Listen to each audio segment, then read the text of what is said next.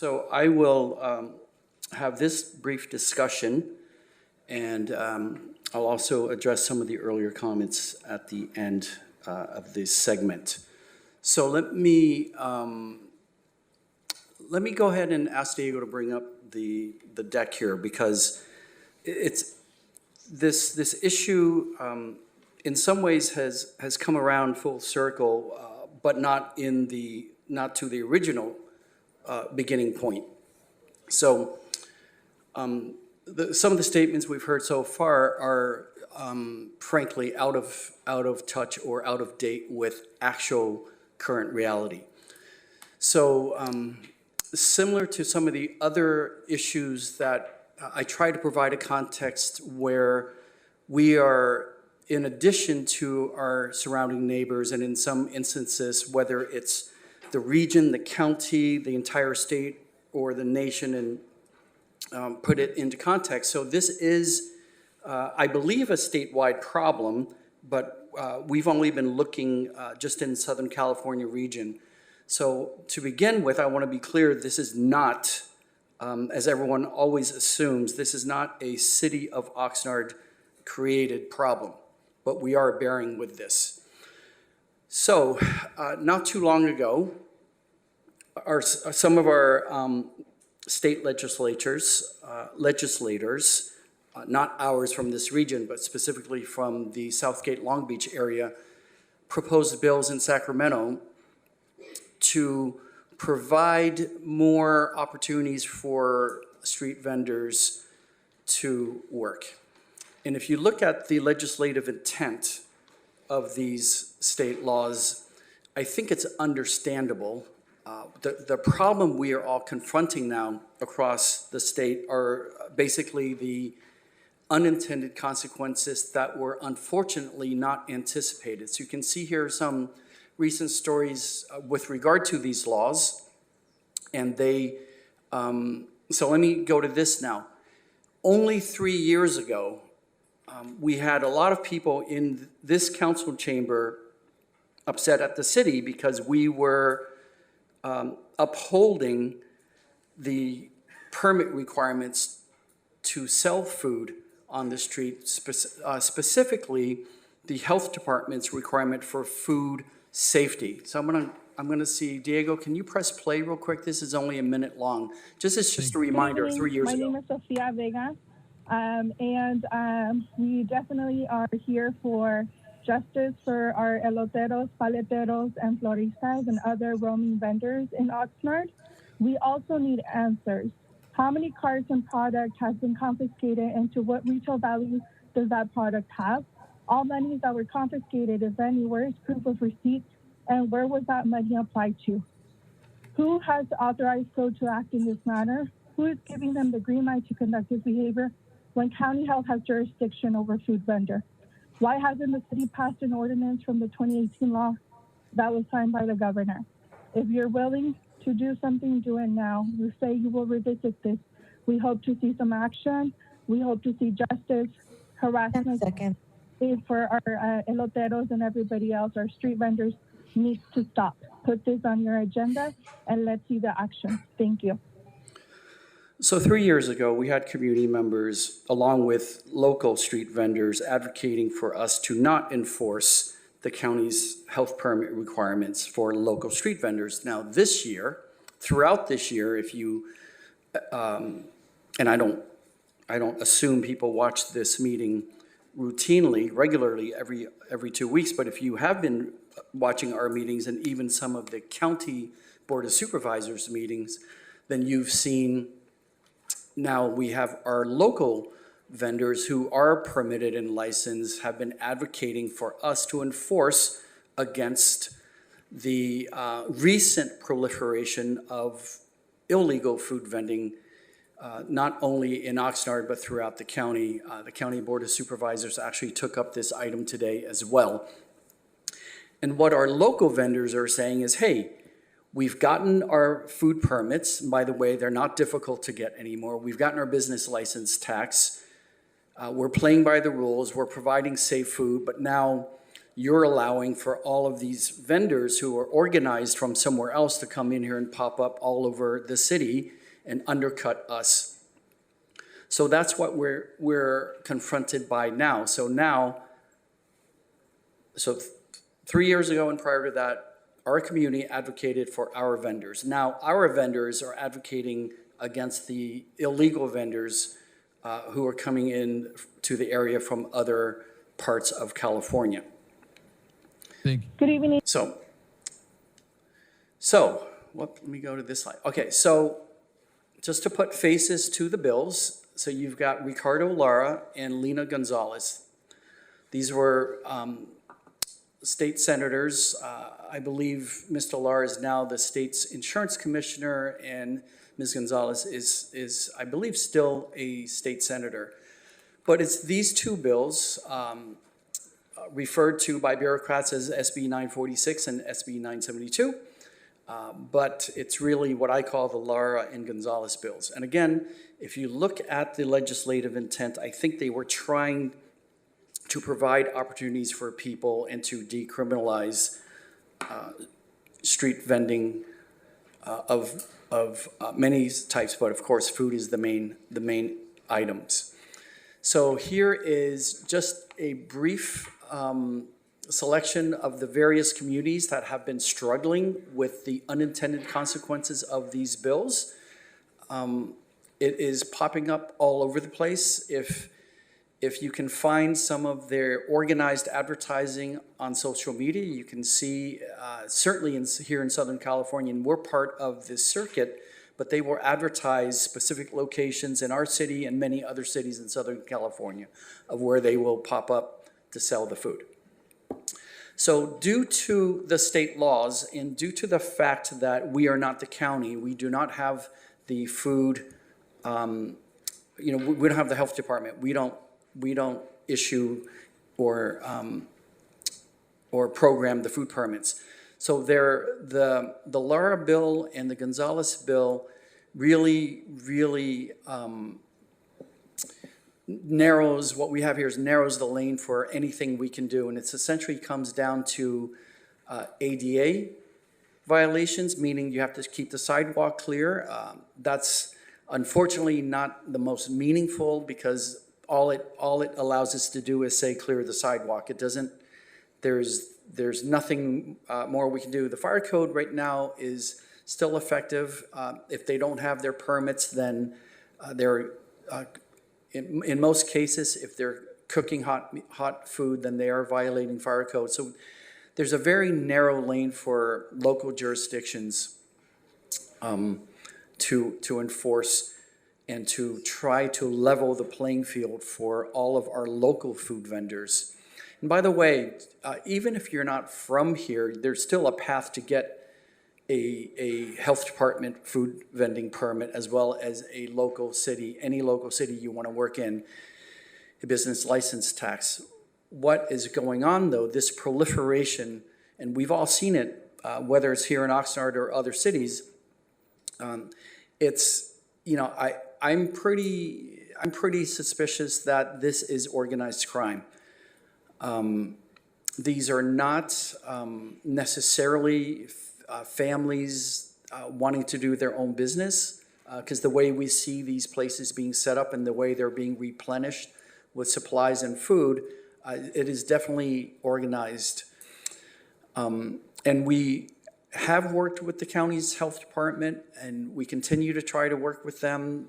They cover the entire county as well as all the cities and the unincorporated areas. I'm not sure exactly where it is on their priority list right now, but I have met, and many of us have, with our local food vendors who economically are feeling the pain from this because, again, they're being undercut by an organization that is not does not have the health permit, so there's no inspections or guarantee of the equipment and how they handle the food and how they wash their utensils, their equipment, and their hands. So there's no guarantee of any of those standards being met to ensure that best chances that you're being provided with safe and clean food, as well as the permits and the licenses. So it is difficult because there's so much of it happening. All of our cities, as well as the county, there's only so much staffing we have to go, and this is another game of whack-a-mole. There is, again, because of some of the behavior, both here in Oxnard and in other cities that we've learned about, we do have safety concerns for our non-uniformed, non-sworn city staff. There's a real possibility that there's also human trafficking happening with some of these laborers. And of course, I've talked about the issue with our local food vendors who had believed, and rightly so, that by the playing field was level because they were all playing by the rules and providing health department approved food preparation. So we, going back to the narrow lane, so we are enforcing, again, we did before with the county. They are, again, I don't know exactly where their priorities are. It's certainly in terms of the geography of what they can handle. So we are enforcing ourselves in this very, very narrow lane that's left, what's left from the Lara and the Gonzalez bills. I know some of the vendors, our local vendors, wanted us to pass new ordinances, but we've reviewed that and we don't think passing an ordinance that's at odds with state law, like some of the other cities have attempted, makes any sense. So that's where we are right now. I am in contact with some of the representatives of our local licensed and permitted food vendors, and I'll continue my communications with them throughout the next several months. Thank you, Mr. Thank you, Segment. Mr. Mayor. Thank you. Okay, we have Carla Alejandra wanted to speak on this item. Carla, please press star 6 to unmute, and you have 3 minutes. In the past few weeks, street vendors have been heavily harassed, some even assaulted in the city of Fontana. The mayor and city council in Fontana have shown to be racist and prejudiced people who use their racism to enact city ordinances to further criminalize street vendors. Why am I talking about Fontana? Because this isn't the only city where this is happening. Street vendors all around the LA area have had to struggle against rising targeted harassment against them. Many of those vendors have been left with no choice but to travel to other cities, some landing here in Oxnard. We do not live in isolation. What happens in other cities is bound to have a ripple effect here.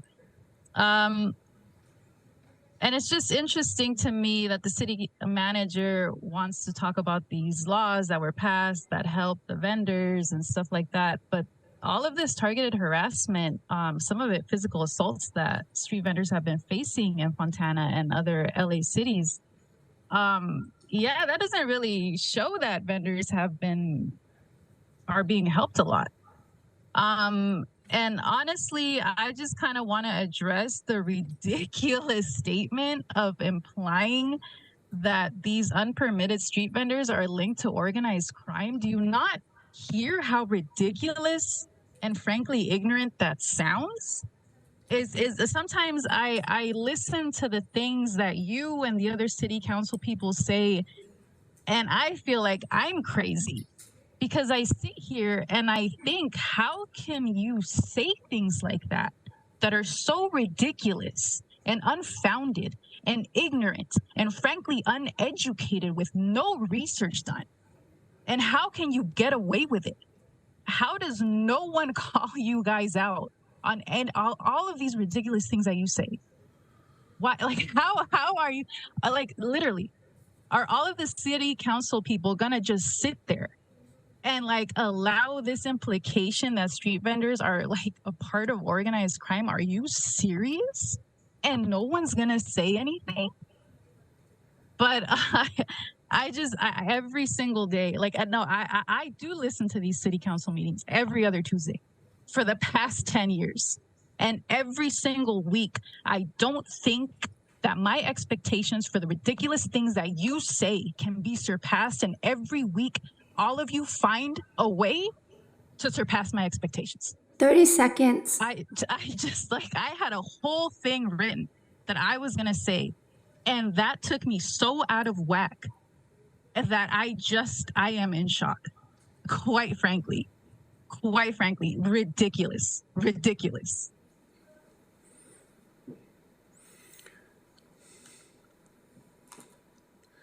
Okay, Madam Clerk, any other speakers who virtually are here? Mayor Zaragoza, there's no additional speakers virtually or in person for this item. Thank you. Can you, Mr. City Manager, can you go ahead and share the additional phrase? I'd like to look at slide number 7. You know, I am, slide 7, yeah, the narrow lane that approach the people.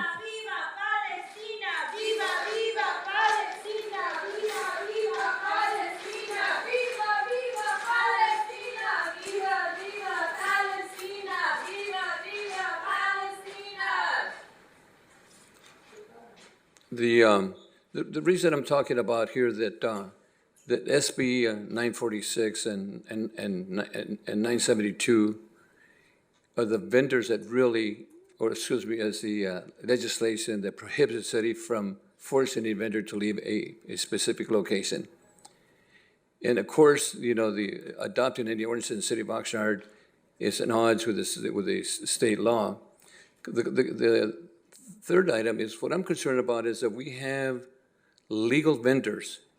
And legal vendors, if you want to look at nationalities, it's important that we look at nationality. There's people that come from underserved communities, people that are trying to make it, people that are legal, people that get permits, people that get legal items from the county of Ventura to make sure that the food is processed accordingly.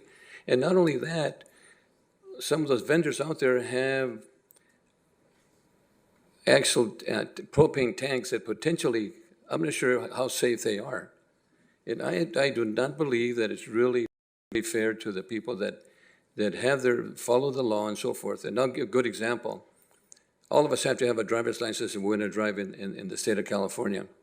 And to allow people that don't have a driver's license drive is because they don't want to follow the law is not correct. If we want to do whatever we do, every vendor, every person has to have some permits and some legal status to be here. And it's unfair to the people that pay sales tax, income taxes, and so forth, and the people that do not. So to me, I do not believe that that's racist, number one. I believe it's following the law. And I just want to share that with her. And I know that our speakers probably not going to agree with that, but the people have to follow the law, and I think this is extremely important. Okay, Councilman Duran, thank you.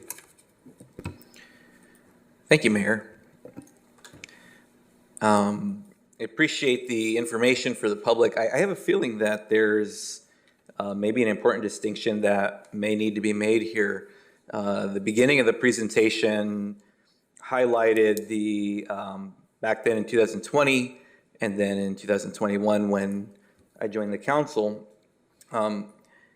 local issues that were surrounding pushcart vendors, eloteros, and folks who were selling ice cream, and stationary folks who were selling like flowers and trinkets and things that people can buy as gifts.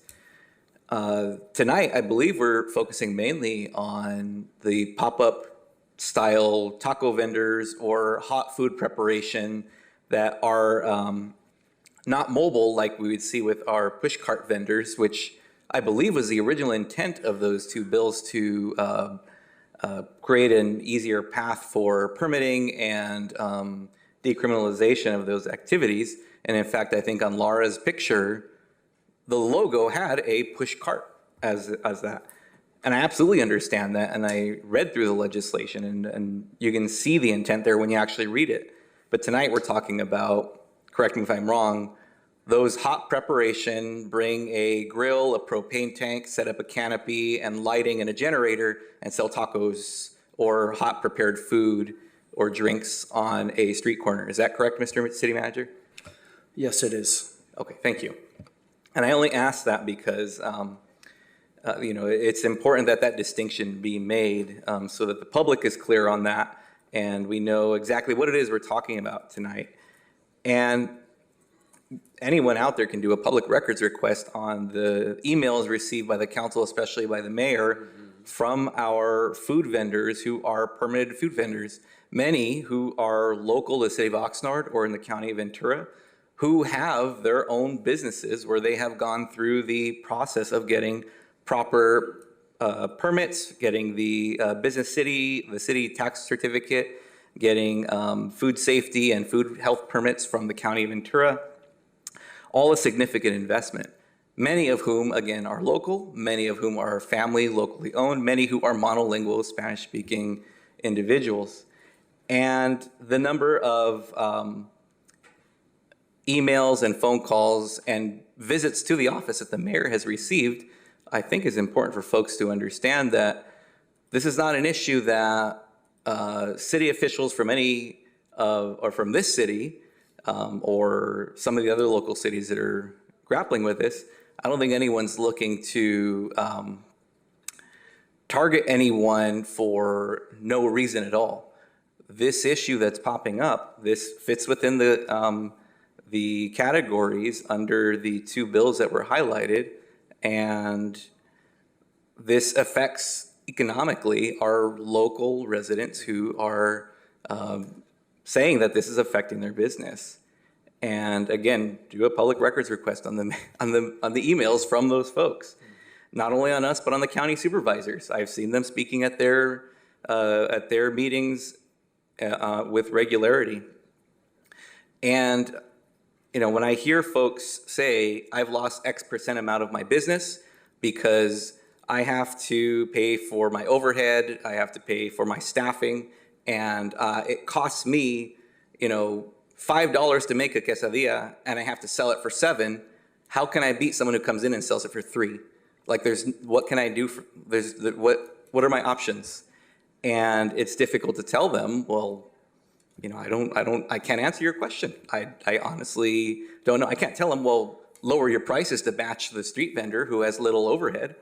They'll go out of business. They have their own families to take care of. They have their own staff to pay. And again, these are your neighbors. These are people you went to high school with. These are people who live in the city of Oxnard or in the county of Ventura who have gone through this process of being entrepreneurs and are contributing to our local economy. And so I only say all that to really get to the point that I've talked with some of the pop-up taco vendors, and I don't think what the city manager is getting at is that they themselves are criminals or involved in organized crime. A concern that I have is that some of them may be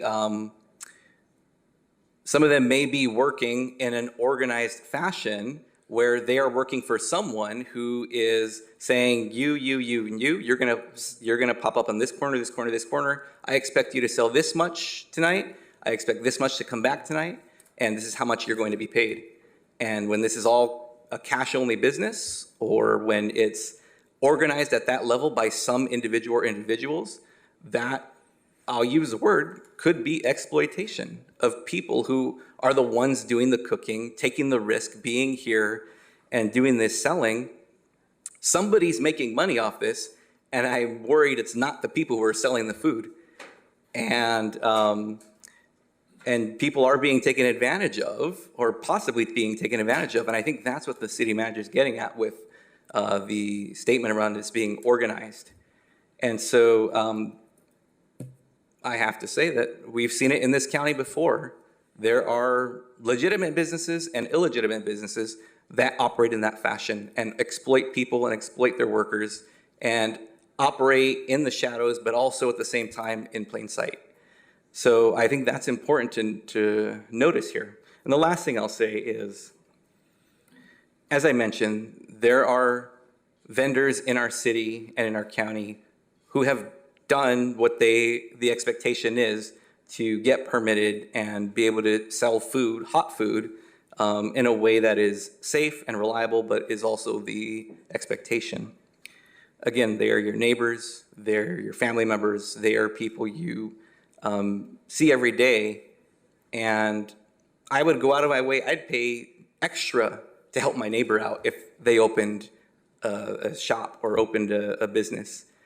And it was a choice between someone who is coming from LA for whatever reason and doing things, not on the clear path, and a neighbor who is doing things the way they're supposed to. I mean, for me as an individual, that's an easy choice, but I understand people can always vote with their wallets. So I hope folks hear that and take that with consideration, because this item here is something that is affecting local businesses, and they've been very vocal about that. And I think that was the purpose of highlighting this and seeing what the factors at play are. So those are my comments. Thank you, Mayor. Thank you. I'm going to add a little bit more to the council members. Is, those funding or that money, is that reported to the IRS? Number one. Number two, are they paying any sales tax to the city, to the county, to the state? And the question is, if not, we're all paying for it. We're all paying for this illegal vendors. And I just want to say again, and because we have our fire department here too, those propane tanks, to me, they're dangerous as anything, and I hope that nothing happens to those folks out there in the street, the vendors or the people that are buying the food, that hopefully we don't have some disaster with those propane tanks out there on the sidewalks and causing really illegal vending and sales. But to me, I think that potentially that's an IRS concern too. Is that money being reported? Number one, and number two, are they paying any sales tax? Because we're all paying for that. Let me see, Councilman Perella. Thank you. I appreciate the city manager bringing this up. I'm a little surprised, but some of the comments that have been made by the public speakers, I don't understand. Specifically the one where the lady got a little bit excited about a comment about organized crime. I don't know that Al Capone's coming in here or El Chapo's coming in here. I don't know that that's going to happen. But when I see trucks unloading tables, large trucks, we're not talking a pickup truck or a van. I'm seeing a box truck van unloading tables, barbecue, et cetera, and then he drives and I see him doing it somewhere else. That's an organization. And they don't have the permits. They don't have the health permits. And specifically to the lady, you can, passions and everything else are fantastic, but there's supposed to be something that matters, facts and evidence. They don't have the health permits. Facts. Our city code enforcement and development services have found trucks with several hundred pounds of meat coming from Los Angeles, not refrigerated, delivering these things to these facilities to cook. That's a health issue. That's the county of Ventura Environmental Health Department that's supposed to take care of health, safety, and welfare of you, madam, and everybody else. And it's supposed to be some sort of implied contract. When I go to a restaurant, they may not have the sign on the window that it's an A, B, C grade, as LA does, and I think we should have that in this community. But there is an implication that you're not going to get sick. And when it comes to the health of somebody, that's a big deal. I don't know what else you'd expect the elected officials up here to do. Health, safety, and welfare, the biggest thing we're supposed to do. Not look good, not look bad, not score points, not grandstand. Health, safety, and welfare of everybody in the community. When it's brought up that they're not paying, as the mayor has said, and as Councilman Turan said, I was here a little longer than Councilman Turan. In my recollection, this started up with the brick and mortar buildings complaining when a downtown organization wanted to bring in food trucks. And when they started to bring in food trucks, it exploded. And the brick and mortar is where the stand-up, fixed site food restaurants started to raise Cain. And then it exploded. And then we had permits, and then we had certain food truck nights, and we had everything else. The little push carts, that was a minor thing. But when the push carts became a minor thing was when it was cut fruit. Fruit that was cut, exposed to the air, no signs of any hot water or soap and water to wash up, no refrigeration, and the county was brought to task here a few times over the years, and there were promises. I consider most of them lip service. Granted, there may not be the staffing, but we will eventually have somebody reporting sick, really sick, and then we'll all act like we have to do something. And I'm not talking about this council. I believe this council has done everything they can do This falls on the city to push the council, to push the county even more, to share with the council tonight. Yesterday, I got a complaint from the chair of the Orchard Park neighborhood. The facilities they're cooking in her neighborhood are leaving the grease on the sidewalk. So when it starts to rain, she's concerned people are gonna have slip and falls. Well, I'm just wondering, since when do I get to dump the grease on the city's public sidewalk?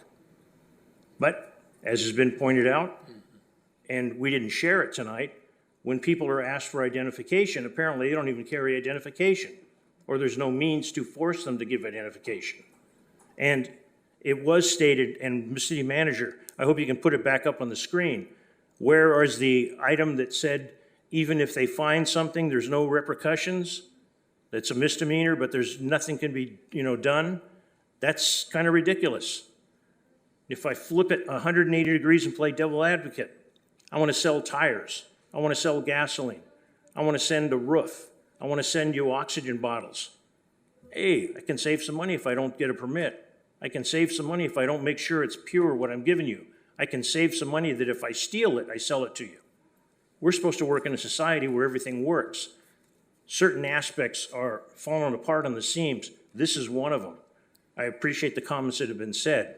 I don't like the implications that we're picking on a poor, impoverished community doing this. There's others, whether they're neighbors in this community or other people that work in this community, they're not neighbors. If they're following the rules of the road, that's supposed to count.